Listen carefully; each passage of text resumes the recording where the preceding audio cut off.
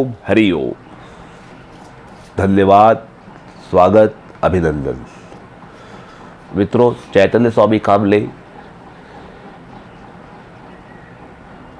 आपके साथ एक बार फिर किसी विशेष विषय को लेकर के कई मित्रों के द्वारा, कई यजमानों के द्वारा बार बार ये सवाल उठ रहा है, इस बार रक्षाबंधन पे क्या होगा। क्योंकि रक्षाबंधन को लेकर के कमोबेश हर तरफ अलग अलग विचार, अलग अलग बातें चल रही हैं, जिसके कारण सामान्यतः जो व्यक्ति है वो कंफ्यूज हो रहे हैं, भ्रम में है कि करे तो करे क्या। और ये इस साल नहीं, हर साल ही लगभग होते आया है कि रक्षाबंधन जब आता है, भद्रा तिथि आ जाती है और भद्रा को लेकर के लोग अपने अपने विचार व्यक्त करते हैं और ऐसे में आम जनमानस जो है परेशान हो जाता है। तो इस बात को लेकर के ये वीडियो ये बनाया जा रहा है, कुछ खास सवालों के जवाब को लेकर के। तो चलिए हम जानते हैं कि क्या वाकई भद्रा घातक है, खतरनाक है, भद्रा क्या है और भद्रा के होने से राखी बांधी जा सकती है या नहीं बांधी जा सकती। क्योंकि यह त्यौहार भाई बहन का त्यौहार है, प्रेम का त्यौहार है, साल में एक बार आता है। बड़े कौतुक से, बड़े उत्साह से बहनें अपने भाई के पास जाती है, राखी बांधती है, तिलक करती है और आनंद का उत्सव रहता है। ऐसे में ये जो संशय आते हैं ये बड़े विचित्र होते हैं, क्योंकि गीता में कहा गया है संशय आत्मा विनश्यति। जब संशय आता है, शंका आती है तो विनाश हो जाता है। तो जो हमसे जुड़े हुए हैं, जो हमें जानते हैं या जिन्हें हमारे अनुभव आ चुके हैं ज्योतिषी के नाते, मुहूर्त के नाते, वो काफ़ी उत्साहित रहते हैं और बात पर ही विश्वास करते हैं कि गुरुजी आप बताएं, स्वामी जी आप बताएं, जैसा आप बोले वैसा करें। क्योंकि हम समझ नहीं पा रहे हैं, चैनलों पे, अलग अलग जगह पे, अलग अलग अखबारों में, व्हाट्सएप पे बहुत सी पोस्ट वायरल हो रही है कि राखी राखी राखी नहीं बनेगी 30 तारीख को, क्योंकि भद्रा है। भद्रा में राखी बांधना हानिकारक होता है। निश्चित तौर पे भद्रा है, इसमें कोई दो राय नहीं है। पूर्णिमा लग रही है इसमें 30 तारीख को बुधवार को 10:59 पर और ये रात को 9:02 तक रहेगी। लेकिन भद्रा क्या है, राखी क्या है, इसका क्या आपस संबंध है, क्या पौराणिक महत्व है, क्या करना चाहिए, क्या नहीं करना चाहिए, इसको लेकर के आज खुलासा हम करने जा रहे हैं।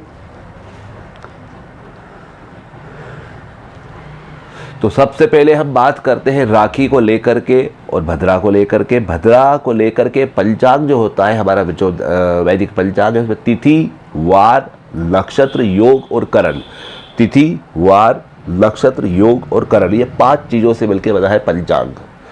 इसमें जो है 11 करण आते हैं। तिथि तो आती ही है, 14 तिथि, उजाले की 14, अंधेरे की 28, एक पूर्णिमा, एक अमावस्या, 30 तिथियाँ हो गई। नक्षत्र 27 आ जाते हैं, वार आ जाते हैं 7 और ऐसे योग आते हैं और करण आते हैं 11। उसमें से 7 करण जो होते हैं, 7वां नंबर जो करण होता है वो भद्रा कहलाता है।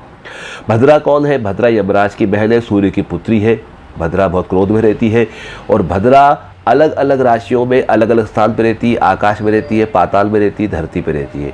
तो श्रवण नक्षत्र में जब भद्रा आती है, धनु या मकर राशि का जब चंद्रमा होता है, तब इस समय पे जो भद्रा होती है वो प्रायः पाताल लोक में होती है। श्रवण नक्षत्र या की राशि, धनु राशि, मकर राशि की भद्रा पाताल लोक में होती है। ये एक बात हो गई। अब भद्रा पे क्यों राखी नहीं बांधना चाहिए? पुराणों में कथा आती है कि शूर्पणखा ने अपने भाई रावण को राखी बांधी थी भद्रा पर, तो उसका सर्वनाश हो गया, इसलिए राखी भद्रा को नहीं बांधनी चाहिए, ऐसा कहा जाता है। ठीक है, मान लेते हैं ये कथा सत्य है, इसमें कोई दो राय नहीं कि नहीं हुआ ऐसा। लेकिन राखी क्या है, रक्षा क्या है, रक्षाबंधन क्या है, इसका जब तक हम वैदिक अर्थ नहीं जानते, जब तक इसका महत्व नहीं जानते, ये तमाम कहानियाँ, किस्से बेमानी हो जाते हैं। क्या होता है, पहले के ज़माने में राजा पूरी प्रजा की रक्षा करते थे, क्षत्रिय लोग होते थे, राजा लोग होते थे। तो उस समय पे रक्षा बंधन का जो त्यौहार पर्व होता था, उस समय वैदिक ब्राह्मण लोग रक्षोघ्न होम करते थे, हवन करते थे, आहुति देते थे और उसमें से कुछ भस्म निकाल करके, कुछ सोना, थोड़ी केसर, तो थोड़ा सा पीली सरसों और ऐसी कुछ जड़ी बूटियाँ मिला करके उसको रेशमी वस्त्र में बांधते थे, पोटली छोटी पुड़िया बांधते थे। जैसे आपने कभी स्वाइन फ्लू के टाइम पे इलायची और कपूर बांधा होगा हाथ में, कपड़े के अंदर, ठीक वैसे ही रेशमी वस्त्र में पुड़िया बांधते थे, उसको अभिमंत्रित करते थे और उसके बाद राजा की कलाई पे जाके बांधते थे कि राजा आप हमारे इस प्रजा की रक्षा करें, आपको ईश्वर बल दे, आपको शक्ति दे और आपका सामर्थ्य बढ़े और आप रक्षा करें। इसको कहते हैं रक्षा बंधन। रक्षा हमारी रक्षा वो करे, इसलिए उसको बंधन बांधा और साथ ही साथ दिव्य वस्तुओं का समावेश दिया कि कोई नकारात्मक ऊर्जा उस राजा के समीप ना सके, उस चित्त से, मन से एकाग्र होकर के अपना कार्य निर्बाध कर सके। यह है रक्षा बंधन। ये रक्षा बंधन होता है, वास्तविक रक्षा बंधन वैदिक ये होता है।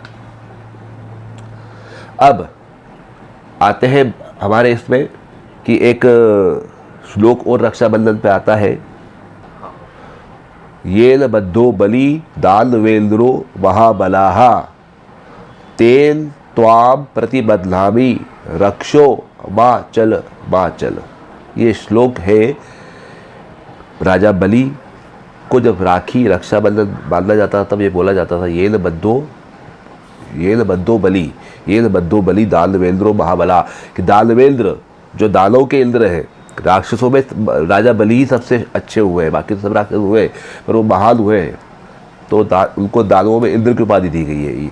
ये न बद्धो बलि दानवेंद्रो महाबलाहा, कि हे दानवों के जो इंद्र है, जो परम प्रतापी परम पराक्रमी है, सर्वश्रेष्ठ महाबली राजा है, उनको ये बोला गया है, ये न बद्धो बलि दानवेंद्रो महाबलाहा तेन त्वा बदनामी, कि हम आपको रक्षा बंधन मानते हैं, रक्षो माचल माचल, आप हमें रक्षा करें। तो ये श्लोक इसमें है, ये न बद्धो बलि दानवेंद्रो महाबलाहा तेन त्वा बदनामी रक्षो माचल माचल।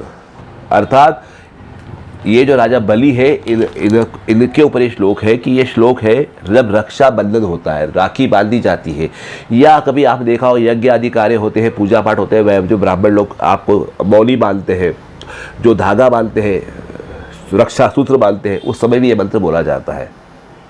क्योंकि ये मंत्र बोलने के बाद इसका अर्थ यह है कि रक्षा के बंधन के कारण ही इतना अच्छा परिणाम हुआ कि राजा बलि को इंद्र ने राज्य वापस कर दिया बिना युद्ध किए। राजा देवेंद्र ने राजा बलि को बिना युद्ध किए राज्य लौटा दिया, वापस कर दिया, क्योंकि उनको रक्षा बंधन किया गया था। यह इस रक्षा बंधन का महत्व है। अब हमारे ये बात तो क्लियर हो गई कि रक्षाबंधन क्या होता है, भद्रा क्या होती है, और भद्रा हर साल राखी पे जो आती है पाताल में होती है, क्योंकि राखी श्रवण नक्षत्र पे आती है, श्रवण धनिष्ठा। तो ये जो नक्षत्र होते हैं, ये मकर राशि के अंदर आती है राखी, और ये हमेशा भद्रा पाताल लोक में रहेगी राखी पे, इसमें कोई दो राय नहीं, कोई संशय नहीं। तो पहली बात, भद्रा पाताल में है, इसलिए उसका कोई कष्ट नहीं। दूसरी बात, भद्रा को यदि आप मानते हैं, भद्रा के हिसाब से चलते हैं, तो भद्रा को मानने के पीछे, अगर मानने की इच्छा आपकी है, भद्रा को मानने की इच्छा है, तो आपको वो सारे नियम कायदे, वो सारे जो वैदिक काल में होते थे, जो पुराने ज़माने में, जो पुराने कालों में होते थे, वो सब करना पड़ेंगे। आपको होम हवन करना पड़ेगा, रेशम का कपड़ा लेना पड़ेगा, सोने की मोती डालना पड़ेगा, पीली सरसों डालना पड़ेगी, जड़ी बूटियाँ डालना पड़ेंगी, उसका रक्षा सूत्र बना करके बांधना पड़ेगा। तो क्या आप तैयार हैं हवन करने के लिए? क्या आप तैयार हैं सोने का मोती और रेशमी वस्त्र लेने के लिए, जड़ी बूटियाँ लेने के लिए? अगर आप इन तक को तैयार हैं तो आपको भद्रा मानना चाहिए, तो आपको भद्रा को लेकर चिंता करना चाहिए।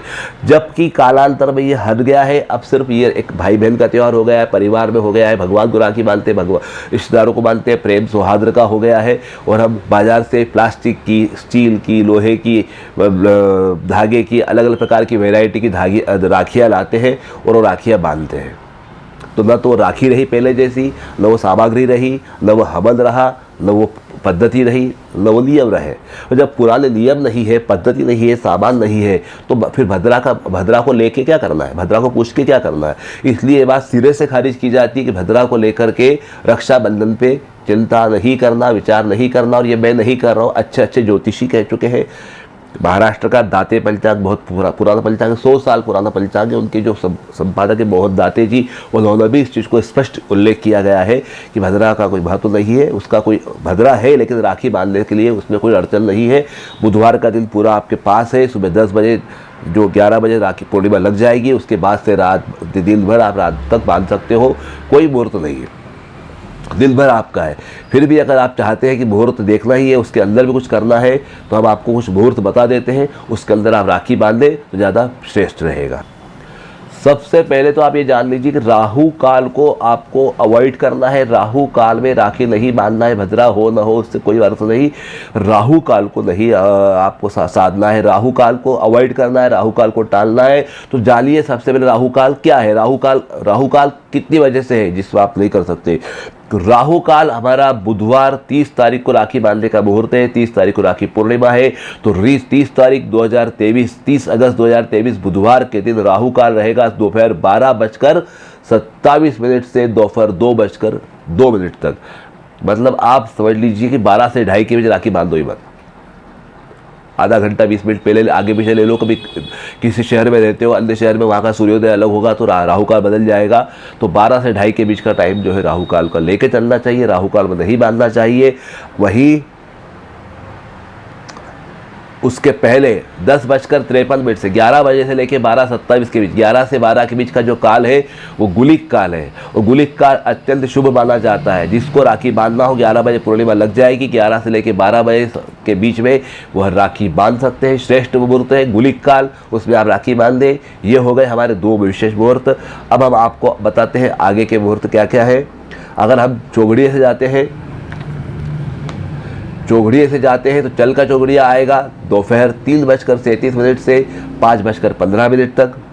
उसके बाद लाभ का चौघड़िया आएगा 5:12 से 6:47 तक।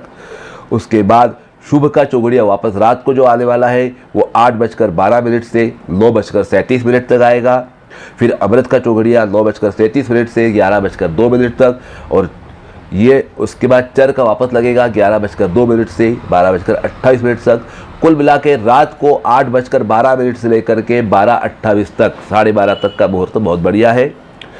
जिन लोगों को बहुत ज़्यादा भद्रा का है कि भद्रा तो भद्रा रात को 9 बजे ख़त्म हो जाएगी, 9:30 सवा 9 बजे। भद्रा के बाद मानना हो तो रात का मुहूर्त ये है।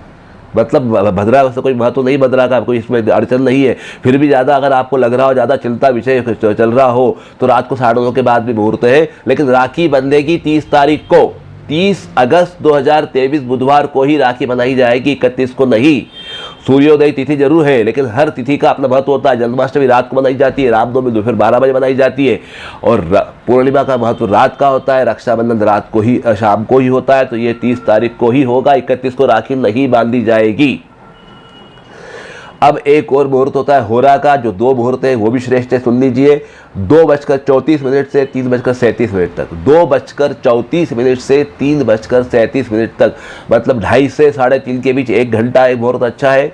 उसके बाद रात को 9:37 से 10:34, 9:30 से 10:30 का मुहूर्त सबसे बेस्ट रात को है। भद्रा भी नहीं है, चंद्र का होरा भी।